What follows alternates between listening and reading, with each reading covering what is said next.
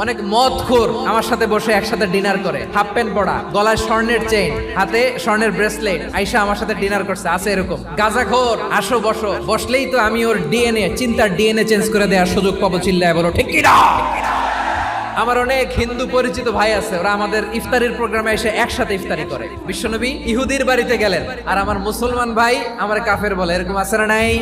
মুসলিমরা দেখতে পারে না, সহ্য করতে পারে। বিষ্ণু ইসা ইসলামের খাদেম ছিল ইহুদি, এতদিন খেদমত করলো, একদিনও বিশ্বনবী ওর কালিমার দাওয়াত দেয় নাই। কারণ কি? বিশ্বনবী একটা ভালো সময়ের অপেক্ষা করতেছিলেন, দায়ী সুযোগ খুঁজে কখন দাওয়া দিলে ব্যাটে বলে হবে, ঝোপ বুঝে কোপ মারে। বিষ্ণু ইসা ইসলাম ভালো সময়ের অপেক্ষা করতেছিলেন, দেখি আস্তে আস্তে এমন সময় আসছে, ছেলে এবার মুমূর্ষ, যখনই টাইমিং পেয়েছেন দাওয়াত দিলেন, পড়ো লা ইলাহা ইল্লাল্লাহ। প্রতিবেশী ইহুদি হোক হিন্দু হোক, যাবেন, সুসম্পর্ক রাখবেন, উপহার দিবেন, বিপদে পাশে দাঁড়াবেন, অসুস্থ হইলে একটু আপেল নিয়ে যান, আঙ্গুর নিয়ে যান। ইসলামের বিউটি দেখে, সৌন্দর্য দেখে অবাক হবে, নসিব ভালো হলে কোনোদিন কালিমা পড়ে মুসলমান হয়ে যাবে।